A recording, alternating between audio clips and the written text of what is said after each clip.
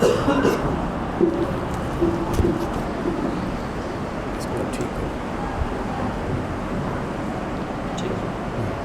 پیچھے کرنا بس کچھ ہی رکھیں ایسے تھوڑا اوپر کرنا.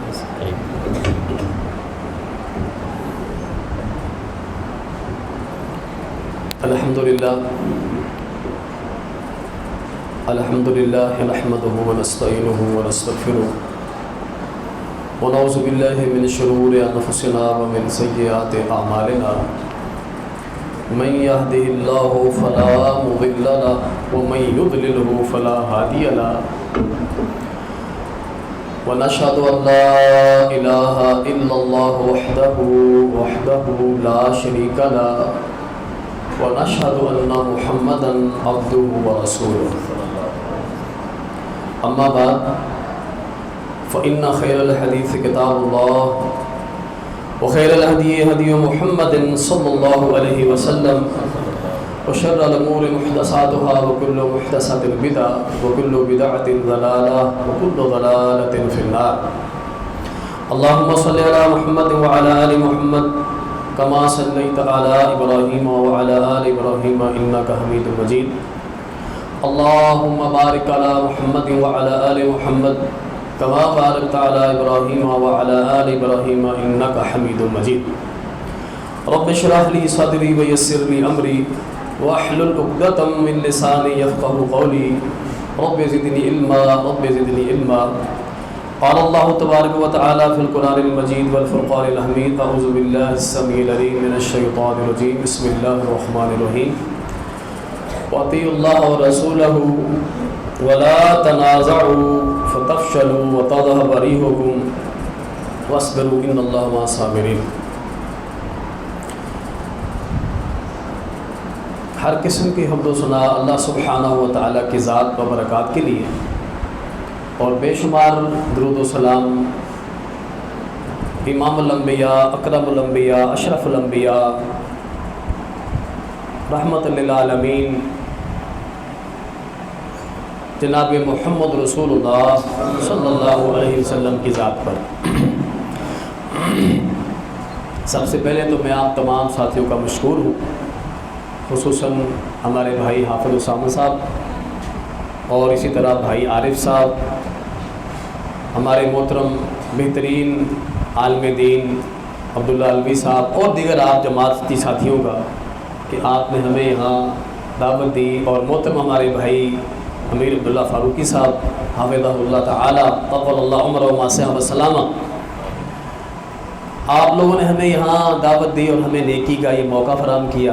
اللہ رب العالمین سے دعا ہے کہ اللہ تعالیٰ ہمارا آنا، آپ کا یہاں بیٹھنا، سنانا اپنی بارگاہ میں قبول فرمائے.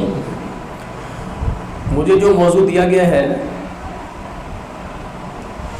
اگرچہ میں کچھ اور سوچ کے آیا تھا، لیکن جب مجھے حافظ صاحب نے بتایا کہ میں یہ اس پہ بات کرنی، تو میں نے کہا چلے اس پہ بات ہو جائے، بات ہی کرنی، اللہ قبول فرما لے. کیا موضوع تھا جی؟ مجھے ذرا دوبارہ بتائیے گا.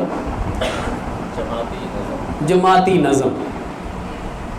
نظم وہ نہیں جو آپ سنتے رہتے ہیں، یہ معنی کہ جماعتی اتفاق اور اتحاد آپس میں.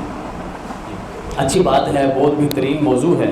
میں انتہائی مختصر آپ کے سامنے گزارشات کروں گا، پھر ہمارے بہترین خطیب جماعت کے بہت معتبر عالم دین قاری ابراہیم جوناگڑھی صاحب حافظہ اللہ تعالی، جو ہمارے امیر سفر بھی تھے، وہ بھی تشریف فرما ہے. اصل خطاب تو ان کا ہوگا انشاءاللہ. بارک اللہ فیک. اچھا، بات یہ ہے، ہمارے اسلام کا جو مزاج ہے نا، دین اسلام جس کو ہم ماننے والے ہیں، وہ یہ پسند کرتا ہے کہ یہ سارے مل جائیں، سارے مل کے بیٹھیں، ان کا آپس میں اتفاق ہو، اتحاد ہو. دین اسلام کا تقاضا بھی یہی ہے، اور ہمارا دین چاہتا بھی یہی ہے کہ دین اسلام کو ماننے والے آپس میں متفق ہوں، ایک اجتماعیت ہو، ایک جماعت ہو، الگ الگ نہ ہو. اسی کو ہی پسند کرتا ہے۔ آج جو ہم بیٹھے ہیں یہاں مسجد میں، تو یہ کس نے جمع کیا ہے؟ دین نے جمع کیا ہے نا، دین اسلام نے نہیں جمع کیا۔ یہی دین اسلام چاہتا ہے، اور پیارے پیغمبر کا جو پیغام ہے وہ بھی یہی ہے کہ سارے متفق ہوں، ایک جماعت ہو، ان میں نظم ہو، ان میں اتفاق ہو، ان میں اتحاد ہو، اور جہاں یہ اتفاق اتحاد ہوگا وہ اللہ کی طرف سے خیر اور برکت کا نزول ہوگا۔ آپ جزوی طور پہ دیکھ لیں کہ اگر کسی گھر کے اندر 2-4 افراد ہیں نا، فیملی کے 5-10 ممبر ہیں، اگر انہی کے اندر اتفاق اور اتحاد ہے تو خیر برکت ہوتی ہے۔ مسجد کے نمازی ہیں، آپس میں پیار محبت کرنے والے ہیں، آپس میں خیر خائی کرنے والے ہیں، ایک سسٹم لے کے چل رہے ہیں، تو ان کو بھی کامیابی ملے گی اپنے مقصد میں۔ اسی طرح جہاں کہیں بھی مسلمانوں کے اندر اجتماعیت ہے، یکسوئی ہے، اور آپس میں اتفاق اور اتحاد ہے، یقین کریں وہی کامیابی ہے۔ حتیٰ کہ عبادات کو لے لیں، ہم نماز پڑھتے ہیں نا، صحیح بخاری کی حدیث اور علماء تشریح فرما ہے کہ صلاۃ الجماعت تفضل صلاۃ الفرد ب27 درجۃ، فرمایا کہ ایک آدمی جب اکیلے نماز پڑھتا ہے، وہی رکعت ہیں، وہی سجود ہیں، وہی قیام ہے، وہی ساری دعائیں ہیں، اگر ایک اکیلا آدمی نماز پڑھے گا اور وہی نماز، اگر وہی عبادت آپ ایک ساتھ مل کے کریں گے، جماعت کی شکل میں، اجتماعیت کی شکل میں، اس کا ثواب زیادہ ہوگا یا نہیں ہوگا؟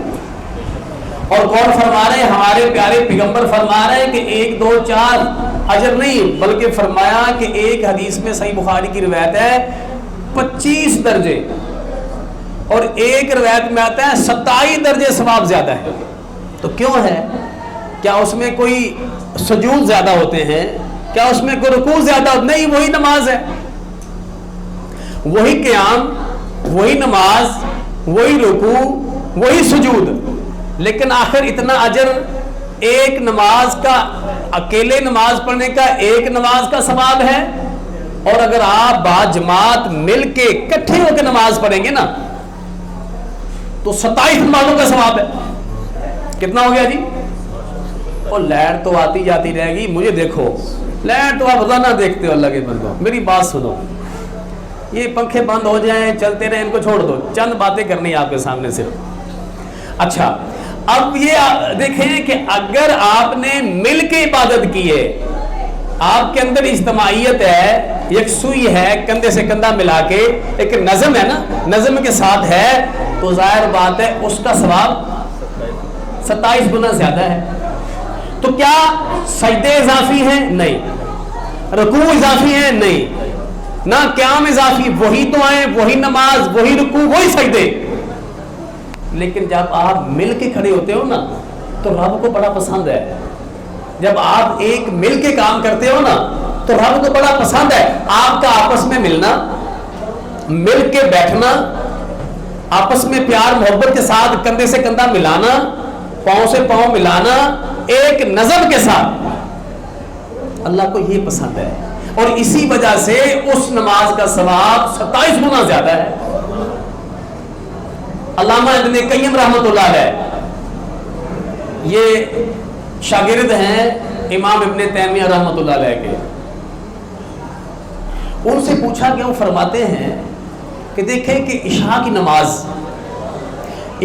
نماز اور فجر کی نماز کی فضیلت بہت زیادہ ہے، اتنی زیادہ ہے، صحیح حدیث ہے، آپ علیہ الصلوۃ والسلام نے ارشاد فرمایا کہ جو بندہ عشاء کی نماز با جماعت پڑھ لے، پھر سو جائے، کچھ نہ کرے، اور اس کے بعد فجر کی نماز با جماعت پڑھ لے، تو حدیث میں کیا آتا ہے؟ اس کو اتنا ثواب ملے گا، اتنا اجر ملے گا کہ اس نے ساری رات قیام کی ہے، ساری رات نفل پڑھے۔ کیا وجہ ہے؟ بھئی وہ سویا رہا، عشاء کی نماز پڑھی سو گیا، عشاء کی نماز بعد جماعت پڑھے گا تو آدھی رات کے قیام کا ثواب ہے، اور اگر وہ فجر کی نماز بعد جماعت پڑھے گا، یہ شرط ہے، تو پوری رات کے قیام کا ثواب ہے۔ یعنی وہ سویا بھی رہا ہو، اللہ تعالیٰ کے پیپروں میں کاغذوں میں وہ جاگتا رہا ہے، کیوں؟ وجہ کیا ہے؟ وجہ کیا ہے اس کی؟ کیوں ثواب زیادہ ہے؟ وہ سویا رہا، ہمارا دین کہتا ہے نہیں وہ سویا نہیں، وہ جاگتا رہا، وجہ کیا ہے؟ علامہ ابن قیم رحمۃ اللہ علیہ فرماتے ہیں اصل مسئلہ یہ ہے کہ مسلمان جب رات کے وقت کٹھے ہوئے رات کو عشاء کی نماز میں، اب ایک دن کا اختتام ہو گیا، اختتام ہوا دن کا، تو جب بھی یہ کٹھے تھے، یہ جمع تھے، صبح جب فجر میں دوبارہ ملے تو پھر بھی اجتماعیت تھی۔ یہ بڑی پوائنٹ کی بات ہے۔ علامہ ابن تیمیہ کے شاگرد معمولی نہیں ہے، علامہ ابن قیم رحمۃ اللہ علیہ، علماء ان کا مقام جانتے ہیں، ہم ادھر کچھ نہیں کہنا چاہ رہے۔ اللہ اکبر، کہتے ہیں کہ اصل ثواب کی وجہ یہ ہے کہ ایک دن کا خاتمہ ہو رہا تھا تو سارے اکٹھے تھے، سارے جمع تھے، اور جب نئے دن کا آغاز ہو رہا تھا تو جب بھی یہ جمع تھے۔ قاری ابراہیم صاحب، یہ بڑی حیرت کی بات ہے، نماز وہی ہے، 2 رکعت یہ فجر کی، 4 بھی ہوئی، سب کے ملنے سے اس میں سجدے بھی بڑھ گئے، اس میں رکوع بھی بڑھ گئے، عشاء کی 4 فرض ہیں، لیکن آپ کا آپس میں اکٹھے ہو کے ملنا، پاؤں سے پاؤں ملا کے کھڑے ہونا، ایک رب کے سامنے اجتماعیت کی شکل اختیار کرنا، رب کو یہ بڑا پسند ہے۔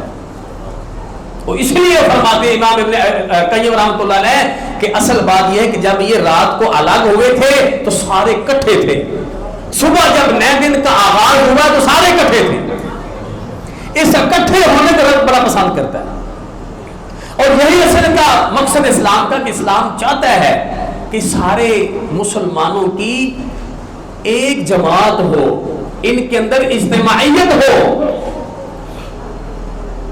اچھا، ایک مزے کی بات، لفظ اتحاد یہ عربی زبان کا لفظ ہے، علماء بیٹھے ہیں، کسی محدث نے کسی کتاب کی حدیث کے اندر اس لفظ کا استعمال نہیں کیا، کوئی فلاں باب باندھا ہو سارے متحد ہو جائیں، کوئی کہیں نہیں ملے گا۔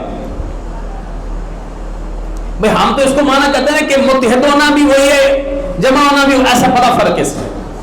اجتماعیت کا ملے گا، جماعت کا ملے گا، اتحاد کا نہیں ملے گا۔ اجتماعیت ملے گی، اس کے بہت سارے محدثین نے ابواب باندھے ہیں، اتحاد کا نہیں ملے گا آپ کو۔ خیر بہرحال یہ الگ موضوع ہے۔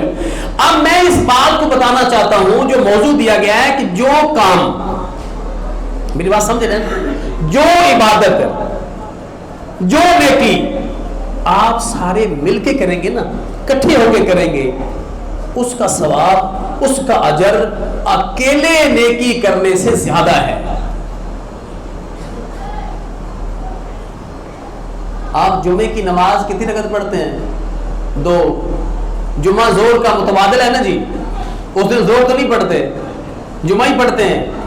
اب مجھے بتاؤ کہ زور کی 4 رکعت ہیں، جمعے کی 2 ہے، اب 4 کا ثواب زیادہ ہونا چاہیے نا، 4 ہے ادھر 2 ہے، ایسا نہیں ہے، وہاں رکوع بھی کم ہو گئے، سجدے بھی کم ہو گئے، قیام بھی کم ہو گیا، دعائیں بھی کم ہو گئی، لیکن پھر بھی ان 2 کا ثواب زیادہ ہے۔ کیوں؟ اجتماعیت ہے، اس کا نام ہی صلاۃ جمعہ ہے، جمعہ کا معنی بھی یہی ہے۔ یہی اسلام ہمیں سمجھانا چاہتا ہے کہ میرے بھائی آپس کے اندر اجتماعیت قائم کرو، اور اس کے بڑے فوائد ہیں، اس کے بڑے فوائد ہیں۔ صحیح بخاری کی حدیث ہے، آپ نے صلاۃ والسلام نے ارشاد فرمایا کہ اول زمرۃ تدخل الجنہ صورہم علی صورۃ القمر اے لیلۃ البدر، کہ سب سے پہلے سب سے اول جنت کے اندر ایک بہت بڑی جماعت جائے گی، اللہ ہمارا بھی شمار ان میں فرما دے۔ سب سے پہلے جنت کے اندر ایک بہت بڑی جماعت داخل ہوگی، ان کے چہرے ایسے ہوں گے جیسے 14ویں کے چاند کی طرح روشن. سبحان اللہ. بھائی ایک تو جنت میں جا رہے ہیں، ایک تو جنت میں داخلہ مل جانا، یہ ایک بہت بڑی بات ہے، کیونکہ اللہ تعالی ہم سب کو داخلہ نصیب فرمائے. ایک تو جنت میں سب سے پہلے جانا بھی انعام، نعمت. اور پھر آگے فرمایا جنت میں جانے کے باوجود ایسی شکلیں، ایسے چہرے خوبصورت، سمر ان کے چہرے ایسے ہیں اللہ صورت القمر ای لیلۃ البدر. اور یہ بھی کمال کر دیا آپ علیہ السلام نے، فرمایا کہ چاند ویسے تو ہوتا ہی خوبصورت ہے، روشنی اس کی ضیاء اور اس کی ایک تمازت، لیکن فرمایا نہیں، چاند بھی ایسا جو 14ویں کا چاند ہے. سبحان اللہ. جنت میں داخلہ ایک نعمت، سب سے پہلے دوسری آسانی نعمت، اور تیسری اللہ اکبر فرمایا چہرے ایسے چمک رہے ہوں گے جیسے 14ویں کا چاند روشن اور واضح ہوتا ہے. بڑا شوق پیدا ہوتا ہے یار ان کی کیا خوبیاں ہوں گی، ان کے اندر کیا اوصاف ہوں گے کہ سب سے پہلے اور بڑی خوبصورتی کے ساتھ جوہر جلال کے ساتھ جا رہے ہیں. تو صحابہ کرام نے پوچھا اے اللہ کے رسول ان کی کیا صفات ہوں گی، کیا خوبیاں ہوں گی، ان کے اندر کیا اچھائیاں ہوں گی، وہ کیا نیکی ہوگی ان کے اندر. اب ذرا سننے کی بات یہ ہے، فرمایا کہ ان کے اندر 2 خوبیاں ہوں گی، 2 صفات ہوں گی ان کے اندر. سب سے پہلے جنت میں جانے والے اور پھر خوبصورت چہروں کے ساتھ، بڑی زیب و زینت کے ساتھ. 2 خوبیاں کیا ہیں؟ ایک تو ان کی ہوگی اجتماعیت، اکٹھے رہتے ہوں گے، اختلاف بینہم، ان میں کبھی اختلاف نہیں ہوا. اگر مسجد کے نمازی 10-20 ہیں تو آپس میں متفق ہیں، دلوں میں کوئی نفرت نہیں ہے، آپس میں کوئی اختلاف نہیں ہے. ہمارے ہاں تو ہر بندے سے دوسرے بندے کے مسئلہ گڑبڑ ہے جی. پہلی خوبی یہ ہے ان کے اندر اختلاف نہیں ہوگا، انتشار نہیں ہوگا. جتنے بھی ہیں 10 ہیں 20 ہیں 100 ہیں 200 ہیں، سارے ایک جماعت ہیں. یہ پہلی خوبی، مل کے رہنا، جماعتی زندگی گزارنا، یہ پہلی خوبی.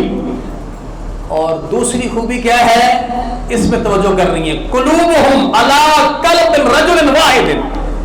ان کے دل آپس میں ایسے ہوں گے، وہ 100 ہیں 200 ہیں، ان کو جگا دو کہیں گر نہ جائے، تھوڑا سا ہاں ایسا ذرا ٹائٹ ہو کے بیٹھو تھوڑا، جزاک اللہ خیر، اللہ خوش رکھے، اللہ برکت دے آپ کو. ان کے آپس میں دل 100 ہیں 1000 ہیں 200 ہیں، جتنے بھی ہیں ان کے آپس میں دل ایسے ہیں جیسے ایک آدمی کا دل ہوتا ہے. یہ دوسری خوبی ہے. دوسری خوبی کہ دلوں کے اندر نفرت نہیں ہے، اور دل ایسے جیسے ایک آدمی کا دل ہوتا ہے، کوئی فرق نہیں. یعنی ان کے اندر جماعت بھی ہے اور نظم بھی ہے. ایسا نظم کا معنی ہوتا ہے، نظم کا معنی عربی زبان میں کہتے ہیں پرونا. ہار نہیں، ہار پروتے، حیدرآباد میں تھوڑا کام ان چیزوں کا. موتی پرونے کو کہتے ہیں، لڑی کے اندر تسبیح کے دانے پرو دیں یا موتی پرو ڈالیں، اس کو نظم کہتے ہیں. علماء موجود ہے ہاں جی. اور نظم یہ بڑی اہم چیز ہے. یہاں حدیث میں جو آپ علیہ السلام نے ان کی ایک صفت بتائی ہے کہ وہ ایک تو ہیں آپس میں جماعت کی شکل میں، لا اختلاف بینہم، اختلاف بالکل نہیں ہے، متفق اکٹھے ہیں جماعتی شکل میں. اور نظم اتنا مضبوط ہے کہ ہیں وہ 100 200 250 1000، لیکن ایسا لگتا ہے جیسے ایک آدمی سوچتا ہے، ایک آدمی فیصلہ کرتا ہے، اسی کی بات ایک دل کی طرح ہے. قلوبہم علی قلب رجل واحد. 100 کو نہیں سمجھانا پڑتا، سب کو نہیں سمجھانا پڑتا. ایسا ہے جیسے آپ نے ایک بات کی جیسے آپ ایک بندے کو سمجھا رہے ہیں، اتنے ان کا اندر نظم ہے. ایک کو سمجھا دیا گویا کہ اپنے سب کو سمجھا دیا، ایک کو بات بتا دی گویا کہ سب نے سن لی. اس قدر نظم ہے. اور نظم یہ جماعت کا حسن ہے، جماعتی زندگی کی خوبصورتی ہے اور پاور ہے. اگر نظم نہ ہو، مثلا آپ سارے بیٹھے ہو نا، آپ بیٹھے ہو نظم کے تحت، آپ کی سب کی شکلیں میری طرف ہیں، یہ اجتماعیت اور نظم بھی ہے. اب ایک آدمی کا منہ پیچھے ہو، ایک کا منہ ادھر ہو اور ایک ادھر کر کے بیٹھا ہو تو یہ نظم ہوگا؟ جب نظم نہیں ہوگا تو وہ خوبصورت بھی لگے گا. اگر میرے سامنے بندہ بیٹھا ہوا ہے، اکیلا آدمی اگر ایک پوچھے پیچھے منہ کر کے بیٹھ جائے نا، حسن خراب ہو جائے گا کہ یار یہ بندہ سارے ادھر منہ کر کے بیٹھے ہیں، یہ ادھر جا رہا ہے، یہ ادھر بیٹھا ہوا ہے، ادھر. اجتماعیت کے اندر، جماعت کے اندر نظم کا ہونا اس کے اندر خوبصورتی پیدا کرتا ہے. آپ موتی پرو رہے، نظم کا مانا موتی پرونا. آپ اگر موتی یہاں رکھے ہیں نا، اگر آپ اس کو اٹھائیں گے نا ایسے تو ایک ہی ہاتھ میں آئے گا یا دو آ جائیں گے مشکل سے. اگر آپ پکڑیں گے تو کوئی ادھر نکل جائیں گے، کوئی ادھر نکل جائیں گے. لیکن جب آپ ان کے اندر نظم پیدا کر دیں گے نا، آپ ایک رس لے ڈوری، اس کے اندر ایک موتی 200 200 500 بھی اگر آپ اس میں پرو دیں گے نا، پھر آپ اسی ہاتھ سے اٹھائیں گے تو 500 آپ کے ہاتھ میں آ جائے گا. یہ نظم ہے. نظم ہوگا تو آپ کے اندر اجتماعیت بھی آئے گی، حسن بھی آئے گا. امام آگے ہوتے ہیں نا، کیونکہ نظم آتا ہے لیڈر سے. جماعت اجتماعیت کے اندر نظم ضروری ہے. اور نظم کیسے پیدا ہوگا تاکہ اس کی خوبصورتی ہو، اور نظم کیسے پیدا ہوگا یہ لیڈر سے ہوگا. امام آگے ہے، آپ پیچھے نماز پڑھ رہے ہیں. اب آپ جو اگر وہ رکوع کر رہے تو آپ رکوع میں جا رہے ہیں، ایسا نہیں کہ ایک امام رکوع میں اور آپ اس میں قیام میں کھڑے، ایسا نہیں ہے. تو میں یہ بات کر رہا تھا کہ ان کی دوسری خوبی یہ ہوگی جو جنت میں سب سے پہلے جائیں گے، ان کے دل ایسے ہیں جیسے ایک آدمی کا دل ہوتا ہے، ایک آدمی کا، الگ الگ نہیں. اب ہم آپس میں اندازہ لگائیں کہ ہمارے دلوں کے اندر کیا کچھ ہے. اگر ہم سب سے پہلے جنت میں جانا چاہتے ہیں، اور یہ حدیث آپ کے سامنے ہے، تو ہمارے دل بھی آپس میں جماعتیوں کے ایسے ہونے چاہیے جیسے ہمارا سب کا ایک دل ہے، ایک سوچ ہے، ایک فیصلہ ہے. ایسا ہونا چاہیے. تو آپ نے الصلوۃ والسلام نے فرمایا کہ بھائی یہ وہ لوگ ہیں، ایک تو ان کے اندر اختلاف نہیں ہے، انتشار نہیں ہے، یہ جماعت بن کے رہتے ہیں، ایک کٹھے ہو کے رہتے ہیں. اور دوسری خوبی یہ ہے ان کے اندر کہ ان کے دلوں کے اندر نفرت نہیں ہے، دل صاف ہیں. 100 200 250 500 1000 10,000 بھی ہے نا تو ایسے ہے جیسے ایک آدمی کا دل ہوتا ہے. یہ ہے نظم. اور نظم اتنا ضروری ہے. آپ علیہ الصلوۃ والسلام کی حیات مبارکہ کا مطالعہ کریں، آپ نے کبھی بھی کسی کو اپنے ہاتھ سے مارا نہیں ہے. صحیح بخاری کی حدیث ہے، انس رضی اللہ تعالیٰ عنہ فرماتے ہیں کہ خدمت النبی صلی اللہ علیہ وسلم 10 سنین، میں نے نبی علیہ الصلوۃ والسلام کی 10 سال خدمت کی ہے. اور خدمت بھی کن کی؟ پیارے پیغمبر کی. کیا خوش نصیب آدمی ہے. اللہ اکبر، سبحان اللہ. اور یہاں میں ایک بات کروں گا، اب ہمارے درمیان پیغمبر تو نہیں ہے، نہ ہم اس کے قائل ہیں، کیوں جی؟ اب ہم اگر یہ نیکی کمانا چاہیں تو کیسے حاصل ہوگی؟ کیا بھائی؟ تو اس کا میں آپ کو اشارہ کر دیتا ہوں، باقی علماء وضاحت کریں گے. العلماء ورثۃ الانبیاء، علماء کا احترام کریں، علماء کی خدمت کریں، اس لیے کہ علماء انبیاء کے وارث ہیں. ہمارے یہاں سب سے بڑی خرابی یہی ہوتی ہے، امام ہے، نمازی پیچھے نماز پڑھنے والا ہے، اس کا مقتدی ہے، لیکن اس کو ملازم سمجھتے ہیں. خطیب ہے، ذرا سا لیٹ ہو گیا، کہاں رہ گئے اللہ کے بندے، 2-4 منٹ اوپر کر دیے، یار مولوی کو پتہ نہیں کیا یار لگے رہتے ہیں. نہیں نہیں، یہ میری بات یاد رکھو، علماء سے محبت کیا کرو، ان کا احترام کیا کرو. خدا کی قسم ہے یہ وہ لوگ ہیں جو پیغمبر کا کام چلا رہے ہیں، جو پیغمبر کی دعوت تھی یہ وہ لے کے چل رہے ہیں۔ اگر آپ ان کا احترام نہیں کر سکتے، اس پوزیشن میں نہیں ہے نا، تو ان سے نفرت نہ کیا کرو، ان کو ملازم نہ سمجھا کرو۔ یہ اللہ والے لوگ ہیں، یہ اس کے ملازم ہیں۔ اور اگر کسی کی طرف سے کسی امام کا، کسی عالم کا، کسی خطیب کا دل دکھ گیا اور اس نے اپنے رب سے کہہ دیا، خدا کی قسم ذلیل ہو جاؤ گے۔ یہ میری بات یاد رکھو، اس بات کو پلے باندھ لو۔ اگر اس بیچارے مظلوم نے ہاتھ اٹھا دیے، تباہ و برباد ہو جائے ہوئے۔ اس لیے میں کہتا ہوں علماء سے محبت کرو، علماء سے جس نے نفرت کی ہے، میں تفصیل میں نہیں جانا چاہتا، اللہ اکبر، وہ ذلیل ہو کے مرا ہے۔ ہمارے علماء کو بھی چاہیے کہ اپنے ساتھیوں کو آپس میں ملا کے رکھیں، پیار محبت کے ساتھ۔ اگر کوئی سوال کرے اس کا سوال کا جواب پیار محبت سے دے، اس لیے کہ اللہ نے آپ کو عزت دی ہے، ایک مقام دی ہے، شرف دی ہے، لوگ آپ سے رابطہ کرتے ہیں۔ آپ کا اخلاق ایسا ہونا چاہیے کہ یہ لوگ آپ کے قریب آئیں، کیونکہ عوام خطیب امام عالم سے قریب آئے گی جب آپ کا رویہ اچھا ہوگا، یہ اور قریب آئے گی۔ اللہ تعالیٰ نے کیا فرمایا؟ اے میرے پیارے پیغمبر، یہ آپ کے آس پاس اتنا بڑا مجمع ہے نا،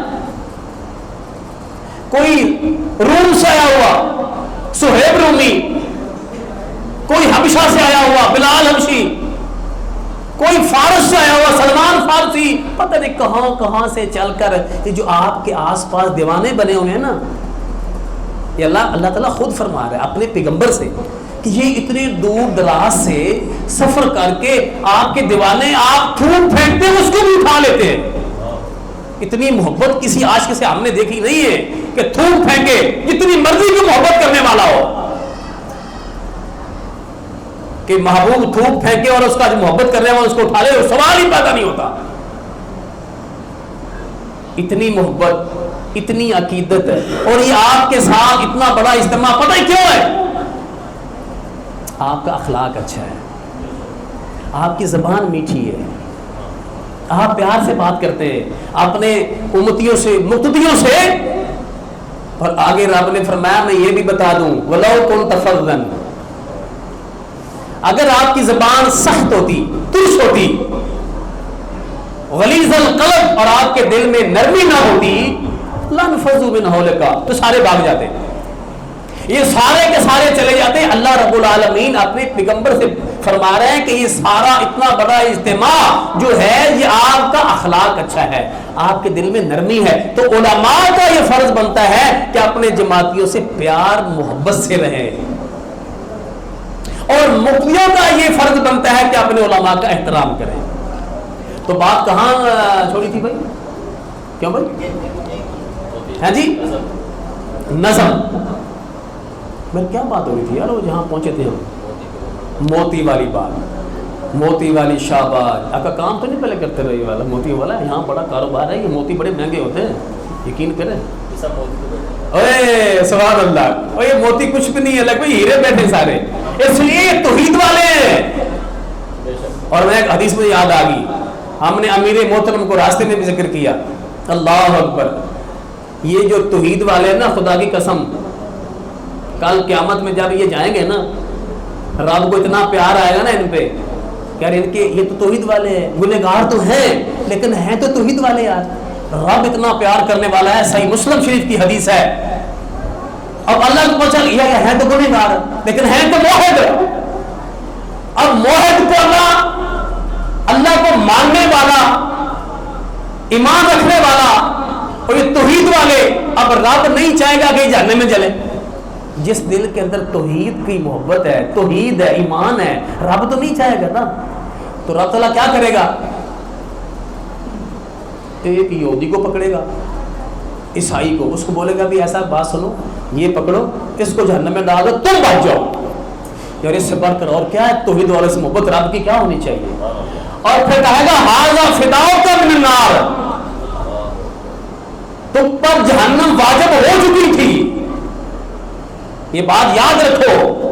تو تم پہ جہنم کی آگ واجب ہو چکی تھی، لیکن تم توحید والے ہو نا، اور توحید والوں سے مجھے ویسی محبت ہے، اب تم نہیں جاؤ گے جہنم میں، تم نہیں جاؤ گے، تمہاری جگہ پر یہ یہودی جائے گا، یہ عیسائی جائے گا۔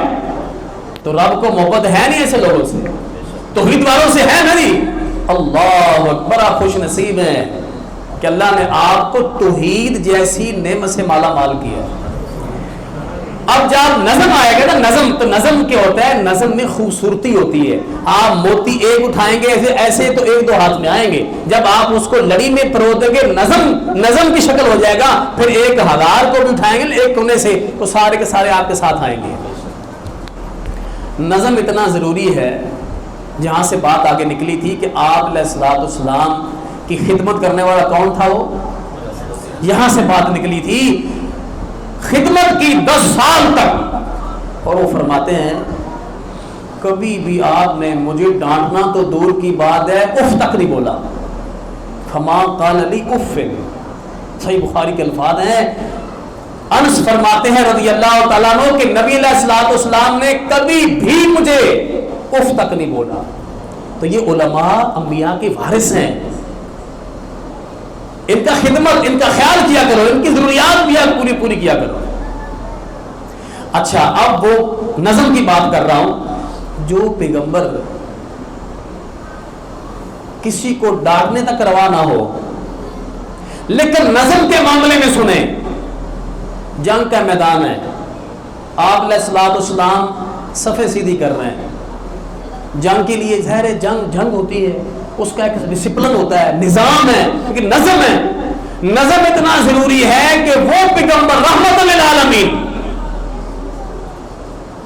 جس نے کبھی کسی بچے کو اف نہ بولا ہو، اپنی ذات کے لیے کبھی انتقام نہ لیا ہو، یہ بھی صحیح بخاری کی حدیث ہے، اپنی ذات کے لیے کبھی بھی کسی نے ظلم بھی کیا ہے نا، اور کیا ہے، ظلم نہیں بلکہ مظالم ڈھائے گئے، آپ نے کبھی اپنی ذات کے لیے کسی سے انتقام نہیں لیا۔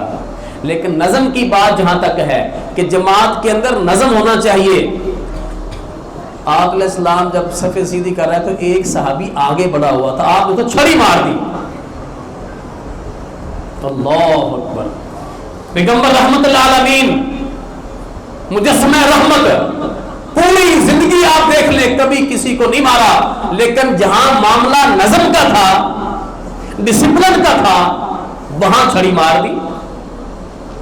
اللہ اکبر۔ تو میرے بھائی، جب اجتماعیت، جماعت بننا یہ بھی ضروری ہے، لیکن جماعت کے اندر نظم پیدا کرنا یہ بھی ضروری ہے۔ اور میں نے آپ کو مثال دی کہ اگر آپ ساتھ میں کھڑے ہیں، اگر نظم نہیں ہے تو کوئی رکوع میں جا رہا ہے، کوئی سجدے میں جا رہا ہے، اور آگے والا امام والا کو اپنی مرضی کر رہا ہے، تو پھر وہ معاملہ چلتا نہیں ہے۔ اس کا نقصان پتہ کیا ہوتا ہے؟ آپ اس واقعے کو اچھی طرح جانتے ہیں کہ آپ علیہ الصلوۃ والسلام جنگ احد کے موقع پر جب آپ علیہ الصلوۃ والسلام نے اس پہاڑ پر جو ہے کتنے تیر انداز کھڑے کیے تھے؟ ہاں بھائی، اب بولو نا، علماء کرام بھی نہیں بول رہے ہیں۔ امیر عبداللہ فاروقی صاحب، پہاڑ کے اوپر آپ نے، ویری گڈ، جزاکم اللہ خیر، وہ نوجوان صحیح بتا رہے، 50 تیر انداز، 50۔ ان سے کہا کچھ بھی ہو جائے نا، آپ نے اس پہاڑ کو چھوڑنا نہیں ہے۔ 70 تو شہید ہوئے تھے اور زخمی سارے ہوئے تھے، زخمی سارے ہوئے، شہید 70 ہوئے، اور 50 کو آپ نے پہلے سے متعین کر دیا کہ ہمارے ساتھ کچھ بھی ہو جائے نا، آپ نے یہاں سے ہٹنا نہیں ہے۔ کہا ٹھیک ہے، کوئی بات نہیں، جو حکم ہے مان لیا۔ جب اللہ رب العالمین نے ایک شروع میں اللہ نے کامیابی دی، دیکھا اس کافر بھاگ رہے ہیں، سامان چھوڑ کے بھاگ رہے ہیں، اور مسلمانوں کو واضح اللہ تعالیٰ نے فتح دے دی، نظر آ رہی ہے، تو اب انہوں نے مشورہ کیا آپس میں کہ یار ایسا کرتے ہیں کہ اب تو جنگ تو ختم ہونے والی ہے، ہم جیت چکے ہیں، اللہ کا فضل ہے، اب ایسا کرتے ہیں کہ ہمارے مسلمان بھائی مجاہدین سامان اکٹھا کر رہے ہیں، تو ہم بھی چل کے ان کے ساتھ ان کا ہاتھ بٹاتے ہیں۔ یہ کون لوگ تھے؟ صحابہ کرام ہیں۔ اللہ، معمولی لوگ نہیں تھے یہ، یہ معمولی لوگ نہیں تھے، یہ وہ لوگ ہیں جن کے دلوں کو رب نے پرکھا، دلوں کا امتحان لیا۔ ہاں ان کے دل تقوی پرہیزگاری کے لیے مناسب ہیں، ان کو اپنے پیغمبر کی صحبت کے لیے چنا۔ صحابی ہونا کوئی معمولی بات تو نہیں ہے نا، بہت بڑا اعزاز ہے، بہت بڑا اعزاز ہے۔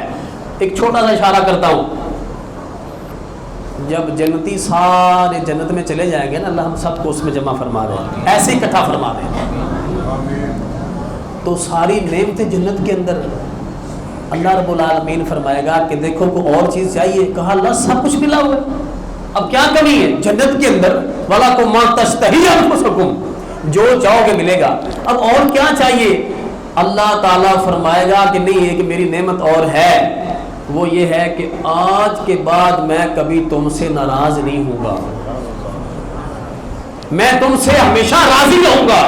یعنی اللہ کی رضا حاصل ہوگی جنت میں جانے کے بعد۔ اور یہ وہ صحابہ کرام ہیں، پاک ہستیاں ہیں کہ اللہ تعالیٰ نے ان کو دنیا کے اندر ہی فرمایا کہ رضی اللہ عنہ ورضوا عنہ۔ یہ بہت بڑا اعزاز ہے نا کہ باقی لوگوں کو، باقی جنتیوں کو جنت میں جانے کے بعد یہ نعمت ملے گی، لیکن اللہ تعالیٰ نے نبی کے صحابہ کو دنیا کے اندر ہی یہ سرٹیفکیٹ دے دیا۔ آپس میں کہنے لگے کہ ایسا کرتے ہیں کہ اب جنگ ختم ہونے والی ہے، فتح ہوگی الحمدللہ، تو اب سامان جمع ہونے کا موقع ہے، سارے مل کے اکٹھا کر کے چلتے ہیں، اب چلتے ہیں سارے۔ کچھ نے کہا نہیں، کچھ نے کہا چلتے ہیں۔ اب اس میں جنہوں نے کہا نا کہ جی آپ نیچے چل کے سامان میں معاملت کرتے ہیں، اتر گئے، اختلاف ہو گیا، رائے ایک نہیں رہی، اختلاف ہو گیا، جو ایک اجتماعیت تھی وہ ختم ہو گئی۔ حالانکہ ان کی رائے مشورہ اچھا تھا، یہ سوچ اچھی تھی، لیکن پھر بھی اور بھی بہت سارے اس کے اندر ہدایات ہیں کہ پیغمبر کی نافرمانی بھی اس میں آ گئی، اس میں حکم عدولی بھی آ گئی۔ لیکن ایک چیز جو میں آپ کو بتانا چاہتا ہوں وہ یہ ہے کہ ایک عارضی اختلاف پیدا ہو گیا، تھوڑے وقت کے لیے، مستقل نہیں تھا، ایک عارضی اختلاف آیا، اس کا نقصان کتنا ہوا؟ کتنے صحابہ تھے اس میں جنگ میں؟ جنگ احد میں 313، جنگ ہاں بدر میں تھے 1000، سارے زخمی ہوئے، چھوٹے بڑے زخم سب کو پہنچا، یہ نقصان ہوا۔ ایک عارضی اختلاف کا، مستقل اختلاف نہیں تھا، ایک وقتی تھا، وقتی، تھوڑے ٹائم کے لیے سارے زخمی ہوئے، اور 70 صحابہ شہید ہوئے، اور ان میں آپ علیہ السلام کے چچا حضرت حمزہ بھی شہید ہوئے، جن کی بڑی تکلیف آپ کو پہنچی تھی، بڑا دکھ پہنچا تھا۔ اللہ اکبر، ان کی لاش کے ٹکڑے اور مسلا کیا گیا، بے حرمتی کی گئی، اس عورت نے کرائی تھی، ہندا نے، واشی بن حرب سے۔ اللہ اکبر، جب تشریف لائے، باڈی کا، لاش کا حال دیکھا، واپس چلے گئے، پھوپھی نے اجازت مانگی، کہا تم نہیں جاؤ، عورتوں صبر نہیں کر سکو گی، تم نہیں جاؤ، کہا نہیں میں صبر کروں گی انشاءاللہ۔ بڑی تکلیف پہنچی، سید الشہداء کا لقب ملا، یہ نقصان ہوا نا۔ اور جس نے ان کو شہید کیا تھا نا، صحیح بخاری کی حدیث ہے، وہ واشی بن حرب تھا۔ واشی بن حرب نے، اس کو عورت نے، کوئی الگ مسئلہ ہے کس کام کے تیار کیا تھا، اس کو آزادی کا معاملہ تھا۔ جب نبی علیہ الصلوۃ والسلام مکہ میں فاتحانہ انداز سے داخل ہوئے تو اس کو کسی نے کہا کہ آپ ایسا کرو، اللہ کے نبی بڑے رحمت للعالمین ہیں، تم نے گناہ تو بہت بڑا کیا ہے، جرم تو بہت بڑا کیا ہے، لیکن آپ چلے جاؤ، نبی علیہ السلام معاف فرما دیں گے۔ جب وہ بھاگ کر آیا نا، یکدم آیا اور آگے کہتا جی میں اسلام قبول کرتا ہوں، آپ نے دیکھا وہی واشی بن حرب ہے، اللہ اکبر۔ لیکن چونکہ ایک انسانی فطرت ہے، انسانی فطرت ہے، چچا یاد آ گئے، وہ پورا سین یاد آ گیا، جنگ احد کے اندر وہ لاشا جس کی بے حرمتی کی گئی تھی۔ صحیح بخاری کے الفاظ ہیں، کہا ٹھیک ہے تمہارا ایمان، تمہارا اسلام تو قبول ہے، لیکن یہ خیال کرنا حال تستطیع ان تغیب وجہ کا، آئندہ میرے سامنے مت آنا، اللہ اکبر، آئندہ میرے سامنے نہ آنا۔ حالانکہ پیارے پیغمبر کسی کے انتقام اپنی ذات کے لیے لیتے نہیں تھے، لیکن تکلیف بہت پہنچی تھی کہ آئندہ خیال کرنا میرے سامنے مت آنا. یہ نقصان ہوا عارضی اختلاف کی وجہ سے، مستقل اختلاف نہیں تھا.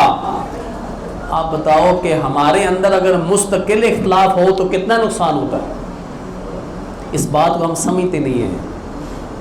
دیکھیں اختلاف ہو جانا بڑی بات نہیں ہے، لیکن آپ جماعتی نظم کے اندر رہ کر اس اختلاف کو دور کریں، اس کی اصلاح کریں، اس کی اصلاح ہو جائے گی، وہ ٹھیک ہو جائے گا.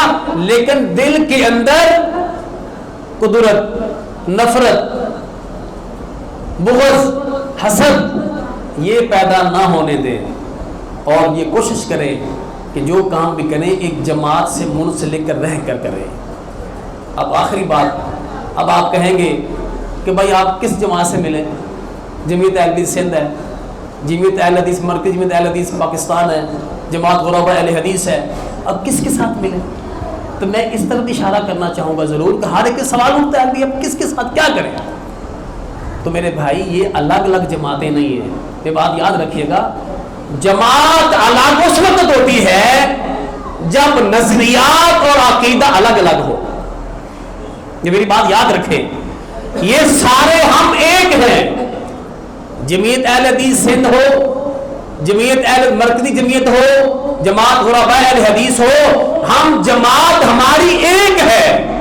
میں پھر بات کر دوں، جماعت الگ کب ہوگی؟ جب نظریات اور عقائد الگ الگ ہو. ہاں طریقہ کار اپنی تبلیغ کا، محنت کا وہ مختلف ہے، اس سے کوئی اعتراض نہیں ہے. ہر ایک کی خواہش یہی ہے کہ اسلام کا غلبہ ہو. کوئی سیاست کو کے ذریعے کرنا چاہ رہا ہے، کوئی اپنا دین تبلیغ مدارس اور مساجد کے ذریعے کرنا چاہ رہا ہے.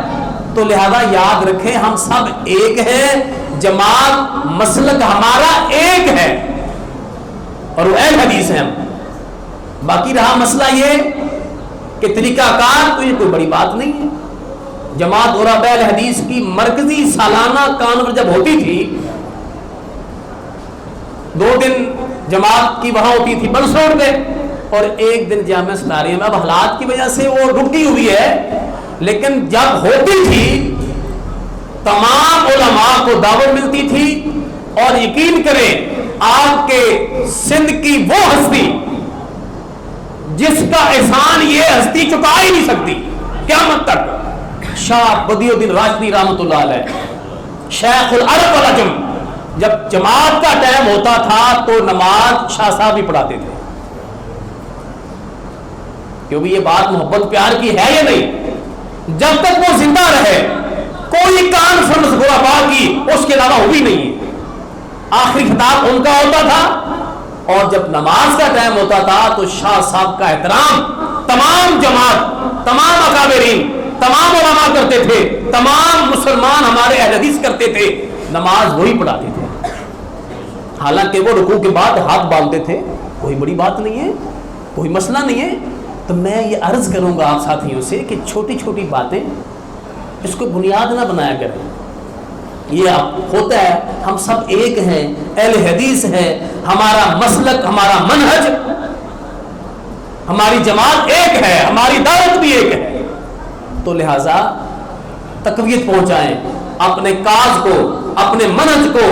آپس میں اختلافات، انتشارات یہ ان کو جنم نہ لینے دیں، اس کا بڑا نقصان ہوتا ہے. اجتماعیت کو آپ مد نظر رکھیں، اجتماعیت کو اور پھر نظم کو.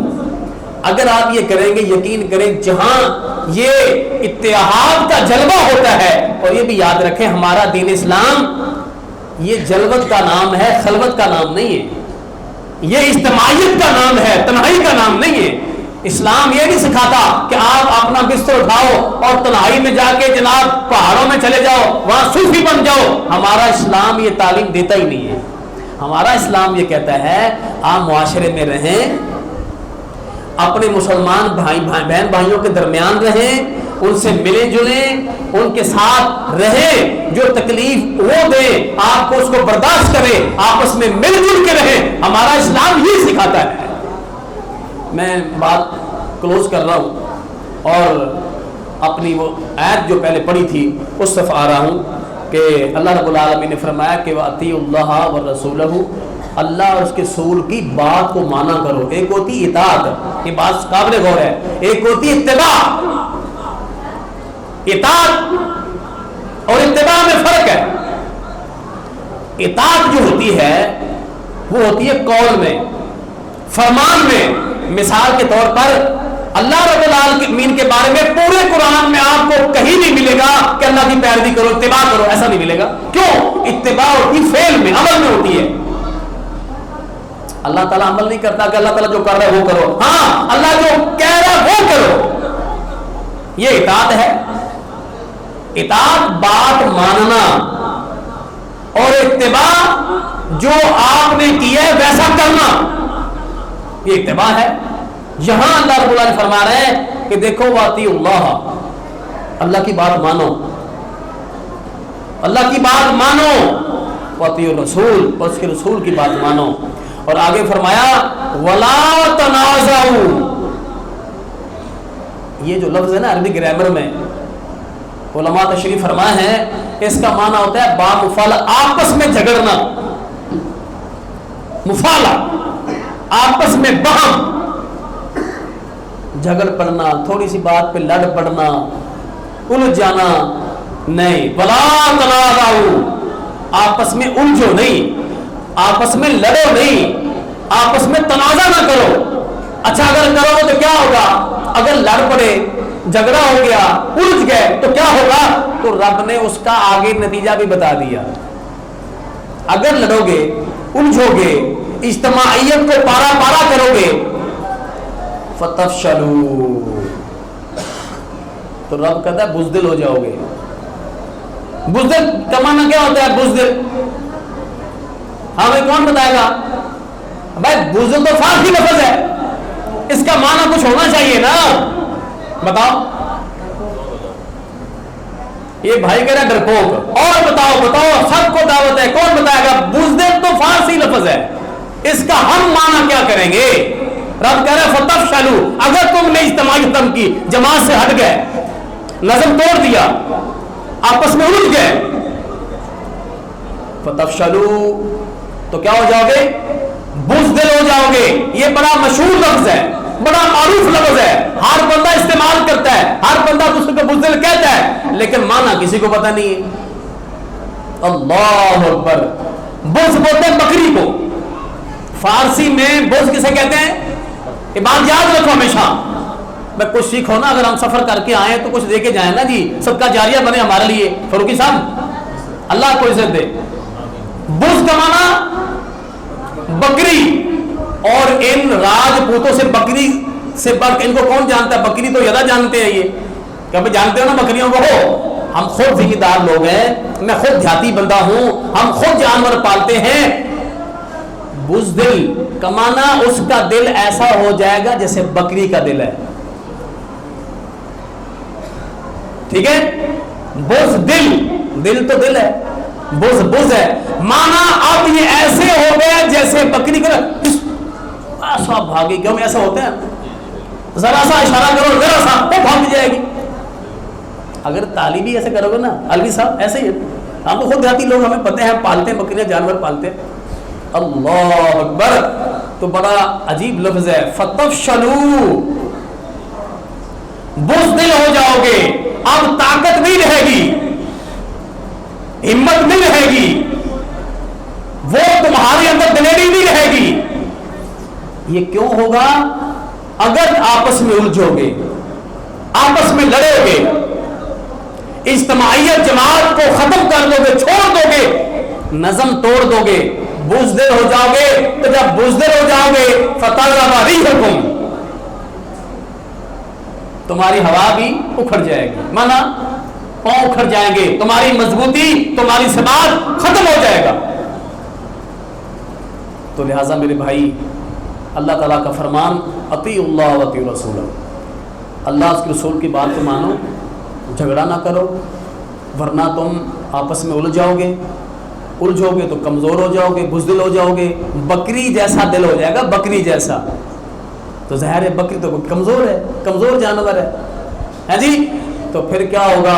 دشمن تمہارے اوپر غالب ہو جائیں گے، دیگر جو قومیں ہیں، دیگر جو مسالک کے لوگ ہیں وہ تم پر غالب آ جائیں گے. لہٰذا میرا یہ پیغام اس پیغمبر کا کانفرنس کی مناسبت سے یہی ہے کہ پیغمبر کا پیغام بھی یہی ہے کہ میں تمہیں جوڑنے آیا ہوں، توڑنے نہیں آیا. اللہ اکبر. اور یہ بات یاد رکھو، اللہ نے کیا فرمایا؟ فَبِمَا رَحْمَةٍ مِّنَ اللَّهِ لِنْتَ لَهُمْ. یہ اللہ کی رحمت ہے کہ تمہارے اے نبی تیرا دل ہم نرم کر دیا ہے. دل کی نرمی رکھو، یہ بہت بڑی نعمت ہے. آپس میں بھائیوں کی باتیں برداشت کیا کرو، دل کو نرم رکھو. نرم دل یہ بہت بڑی. نبی علیہ السلام نے فرمایا کہ جس گھرانے کے ساتھ، میں بس بات کلوز کر رہا ہوں، جس گھرانے کے ساتھ اللہ تعالیٰ بھلائی کا ارادہ کرتا ہے، یہ بات بڑی قابل غور ہے، جس فیملی کے ساتھ، جس ٹبر کے ساتھ اللہ تعالیٰ بھلائی کا ارادہ کرتا ہے، ان کے دلوں میں نرمی ڈال دیتا ہے. کتنی بڑی پیاری بات ہے. اور آپ علیہ السلام نے فرمایا کہ جو بندہ دل کی نرمی سے محروم ہے نا، دل کی نرمی سے محروم ہے، وہ ہر قسم کی بھلائی سے محروم ہے. وہ آیت کیسی؟ ولیکن نہیں یار، اللہ فبین قلوبہم. اور شروع میں پڑھو کیسے ہے؟ ہاں جی نہیں اس سے پہلے کہہ رہے تھے یار، قاری ابراہیم اڑ گئے یہاں سے. بہرحال نہیں یہ نہیں ہو اللہ فانی اس مقام پر ہے کہ اے نبی اگر آپ روئے زمین کے خزانے بھی خرچ کرتے نا، لو انفقت ما فی الارض ما الفت بینہم. اللہ فرما رہے ہیں کہ دیکھیں اگر روئے زمین کے آپ خزانے بھی خرچ کر دیتے نا تو آپ ان کے دلوں کو جوڑ نہیں سکتے تھے. اللہ ایلفی جانتے ہو نا؟ ایلفی یہ عربی زبان کا لفظ ہے، ایلفی عربی زبان کا لفظ ہے. اللہ ایلفی انہوں نے لگا دیا. اکثر الفاظ عربی کے انہوں نے انگلش میں ڈالے ہوئے ہیں. مثال کے طور پر ہم پڑھتے ہیں نا الحمدللہ، الحمدللہ، تو انگلش میں کیا کہتے ہیں؟ ال کو انہوں نے تھوڑا سا آل کر دیا، تمام ہو گئے. تو یہ اللہ کا فضل ہے، اس کو سمجھے کہ اس نے ہمارے دلوں کو جوڑ دیا ہے. نبی کا پیغام بھی یہی ہے کہ پیغمبر جوڑنے آیا تھا، اکٹھا کرنے آیا تھا، ایک جماعت بنانے آیا تھا. اور اس پیغمبر نے محنت کی ہے، اس نے ایک امت بنایا، جوڑا. اب یہ ہمارا فرض ہے کہ ہم کب تک آپس میں جڑے رہتے ہیں. اللہ تعالی ہم سب کو جماعت کی شکل میں رکھے، ایک نظم کی شکل میں رکھے. اللہ عمل کرنے کی توفیق دے.